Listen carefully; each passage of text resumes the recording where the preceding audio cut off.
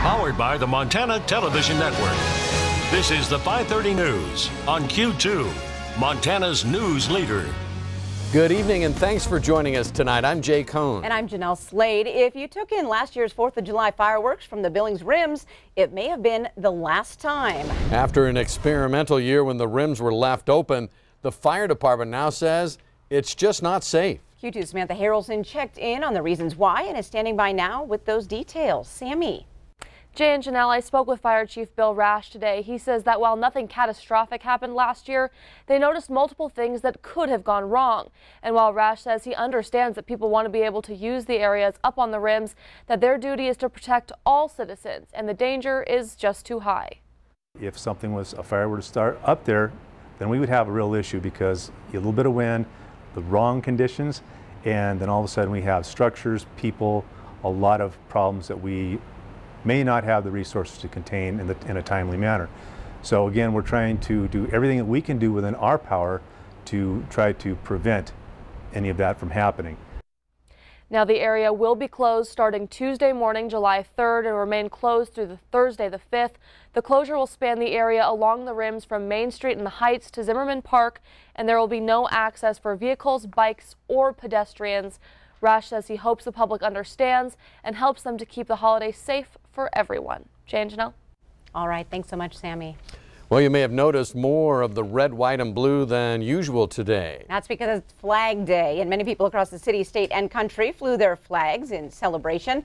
Now you're looking at the giant flag on 27th Street at the Perkins Restaurant from our first interview. No, we're not looking at that one. We were going to look at that one. These flags can be flags can reach 60 feet wide and 30 feet tall and cost more than $1,000. Flag Day, if you're wondering, was established in 1916 by President Woodrow Wilson. And by the way, President Trump's birthday just also happens to be today as well. Billings fire investigators still trying to figure out what started a fire that ripped through a local business and kept fire crews busy for a solid 12 hours. The call to Linrich Seamless Siding Windows and Doors came in around 8:30 last night. Firefighters were on scene at 510 South Moore Lane overnight, even calling in a mobile air unit. It wasn't until about 8 o'clock this morning that crews were able to leave and the investigation began. Again, at this time, no word on what started the fire or the cost of the damages. One by one, the key players involved in the new One Big Sky project for downtown Billings are getting on board. Earlier this week, the Billings City Council voted to move forward in the planning process with the Hammis Development Group. On Tuesday, the Downtown Billings Partnership followed suit, and this morning, the Big Sky Economic Development Board endorsed its role in the project as well. Steve Arviskow, Big Sky EDA Director, says the key work will take place between now and the end of this year as the One Big Sky District Development Plan takes shape. It is a commitment of time and resources, but it creates a very important blueprint for moving forward and building up our core heart of our community, which better prepares us to retain and attract talent and attract private investment. Now tonight at 10, we'll hear more from Steve Arviskow about the One Big Sky project and what he envisions in the first so-called catalyst project of the plan. Well, the assets of the developer of the largest mansion in Billings have now been frozen by the order of a federal judge. That order, signed by a Virginia judge this week, says that Larry Wayne Price Jr. defrauded multiple investors to the tune of $17.7 million. Now, according to the order signed Monday, Price was taking money from investors for his personal use. Attorneys say they're concerned that Price could cause future damage to victims if he has access to his assets. Last month, Price was charged in federal court for lying to investigators after he claimed he was robbed and kidnapped by a biker gang, but authorities found security video that showed Price was lying and instead discovered he was in fact planning to disappear with a woman. Now, according to court documents, Price owes millions to several groups and companies that were involved in building that Billings mansion. The documents list 15 banks where Price has assets that are now frozen. That includes the Stockman Bank and Rocky Mountain Bank here in Montana. From sunshine to a heavy amount of rain moving in, and it seems like we will need our umbrellas for the entire weekend. Yeah, it kind of looks like a lot of the people will get some of the rain and some of the people will get a lot of the rain as we get into the next few days. Widespread rain pretty much across southern Montana and northern Wyoming.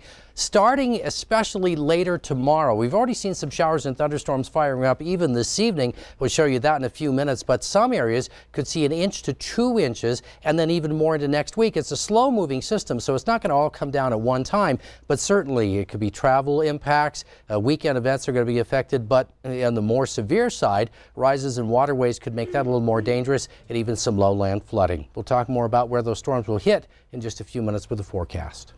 All right, thanks so much, Ed.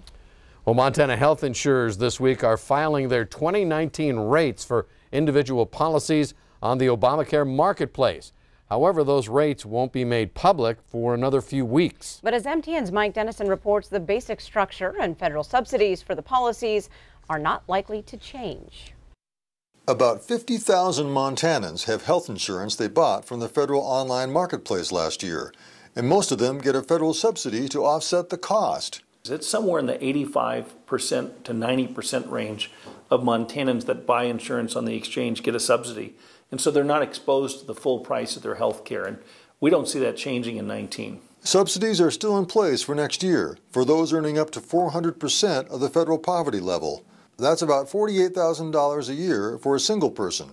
The Montana Health Co-op, Blue Cross and Blue Shield, and Pacific Source filed proposed 2019 rates on Thursday for individual policies. While the proposals aren't public yet, MTN has learned that the average increases will range from near zero to the low double digits. We're really working hard, and we'll be working hard with the commissioner to keep our rates as low as possible, and we think that our customers will be pleasantly surprised with our rate increase requests. Also next year, no more individual mandate requiring people to buy health insurance. Insurers say that could affect the individual market in Montana, but that since so many people on that market get subsidies, they don't expect big changes. I would suggest that the majority of consumers value health care, they value health insurance, and they're going to continue to participate. I don't see people falling out in large numbers. Also, because of executive orders by President Trump, some additional types of policies may become available on the individual market